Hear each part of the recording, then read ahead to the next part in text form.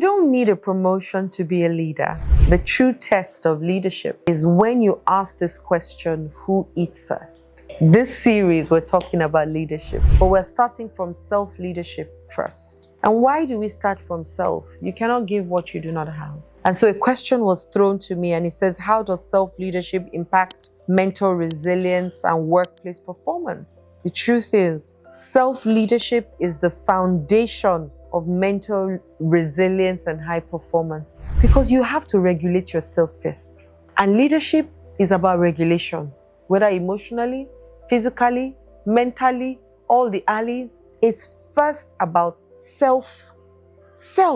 When you lead yourself well, then you can lead others. Sometimes I listen to when men are saying, I'm the head of this home, I'm the boss here. You hear in companies, whatever I say must stand. When I speak, you don't speak. I lose a lot of respect. Because if you had to say it, maybe you really aren't. If you have to really say it and say it so many times, maybe you aren't. And because you are feeling inadequate, you think you need to keep reminding people who the boss is here. But it's first you. Unfortunately and fortunately, our children learn from non-verbal communication more than verbal communication. So they are sensing the things that you are doing, not just the things that you are saying. In fact, they can read it between the lines. My kids came back home today and said one of their classmates brought a vape to class. Where did the girl get the vape from? Her mother. Maybe the mother left it somewhere and she has been watching her mother inhale it. And one day she picks it up and brings it to school. That's leadership. Is that a good leader? Leaving vape for your child to be able to take it and you didn't even know that it has been taken. The child can take it to school and then play with it with her friends in school. Is that leadership? Did you lead yourself? When I see people who smoke, I smile. And I used to be a smoker. And one day I just said, I'm done smoking. I'm not going. And I wasn't even really a deadly smoker, to be honest. Smoking 2 sticks of cigarettes in a day was as though I have smoked 20 packets, just 2 sticks. So that's how I was. So the day I decided I was going to stop smoking, it wasn't hard. I just cut off the people that I used to hang out with.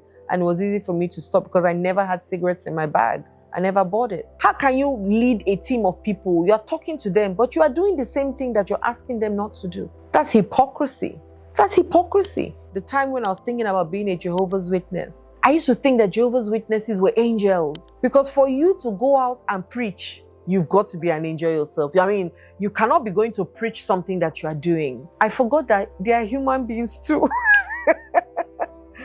So when they did some things in my sight, I was like, I thought you're an angel. Only to realize that they're humans too, and they make mistakes. What I just say is, don't go out and say something that you're not doing. Because for me, that's not preaching, that's hypocrisy. So make sure that you first teach yourself to do right. Then you have the moral right to then tell other people that time is not to tell them not to do it, but it's to say, why not try this way? Try this way that I'm going. So you want to drink, have a glass of wine. You don't have to have 2 bottles. And then you fall into the gutter and then people are laughing at you. And you're a father, you have children at home. Or you're a mother and you have children at home. What example are you leading? What example? So leadership starts with you. Do you eat everything that you see? Are you a glutton? And then you see your child eating and you'll be calling your child greedy. Where did they learn it from? Or you have staff and they are watching you every day. Where did they learn it from? They learned it from you. You condemn them, but who is condemning you? Remember, I said accountability is the ability to take account of what you do and hold yourself responsible. And responsibility is the ability to respond, which then means that there's so much power that you have. So much power by being responsible and being accountable to yourself first. Ask yourself, what kind of father do I want to be? What kind of mother do I want to be? What kind of boss do I want to be? Do I want impact and influence, or do I want to control, command, and force people to do things? I want impact and influence. And so that then means that I've got to live a life that portrays impact and influence. I cannot live a life that says that I bamboozle people or manipulate people or coerce people or control. Nah, you don't get the best out of people. And that's why I tell people that All those people that keep saying, I want a God-fearing husband, I say, or God-fearing wife, I say to them, has anybody done anything willingly out of fear and continued it? It's impossible. It's not willing once there's fear. But has anybody done something out of love and continued it? Yes. Because now I've come to a place of loving it, that I now become it. And that's what self-leadership does for you. You regulate your emotions by yourself. You're able to tell yourself that you want to do something, achieve certain things, and you go for it. You're courageous. You tell yourself, this thing, I'm going to stop it by so. This thing, I'm going to start it by so. And you back it up with discipline and tenacity and resilience and commitment. That's what self-leadership does for you to be able to teach others. How do you teach your children how to stay on something? It's because they've seen you stay on it. Not that you say, go and do something and your child is saying, but daddy, you just did X. You say, shut up. Do what I do. Do what I say, not what I do. Even you hear some pastors say that. Practice what I teach, not what I do. I'm like, then why are you standing in a place of leadership? And you're in a place where a lot of people listen to you. So even as myself, as an owner of a business, and aside that, even as a therapist, there's a tendency of people to want to only hear my thoughts without having their thoughts. And there could also be a tendency, if I also had a void in my heart, to want to be needed by all my clients. I want them to call me every time they have a problem. They can't stand on their own. That's not a leader. Me, I want to create leaders whereby I can sit back and say, oh yeah, my creation, take it over. Because I personally, once again, believe that that's how God sees us. God is God based on the amount of gods he can create, not the amount of followers that he has. And that's the same model that I want to follow. I want to impact myself so much in other people that when I see them fly and even fly higher, I'm like, yes, those are my people. But it starts with me. It starts with me. Self-discipline, emotional regulation, self-determination. You can pause when people are saying certain things. There's a pause between action and response. Take that pause. If you need to breathe, breathe. Count 1 to 10. My mom used to tell my older sister then when she would just lash out in anger, right?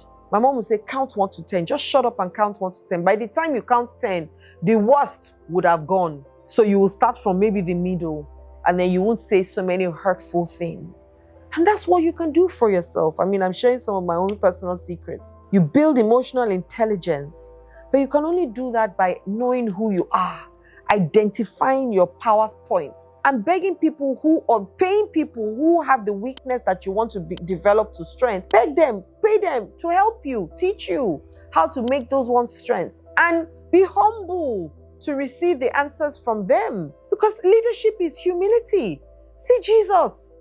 You've got to be humble to be a leader. You've got to listen attentively. You've got to be a fantastic listener. You've got to be a cheerleader for them.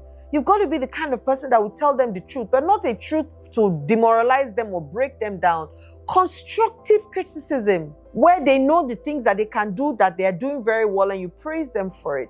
And the things that need extra work, you teach them how to do it if you know how to do it, or you guide them to the person, for example, who will help them. So let's do that today. Let's decide that as long as it's up to me, I'm going to build myself in such a way that I can make impact and influence others to do things positively, because you can also influence others. See some of those Muslims that they'll promise them 12 virgins and tell them to go and kill themselves. That's influencing too, but that's very deadly and very negative. So you want to be a leader who imbibes and puts in positive things into people, good things, things that edify people, and teach them how to be better human beings every time, because you are a better human being. My name is Adiola Kingsley James.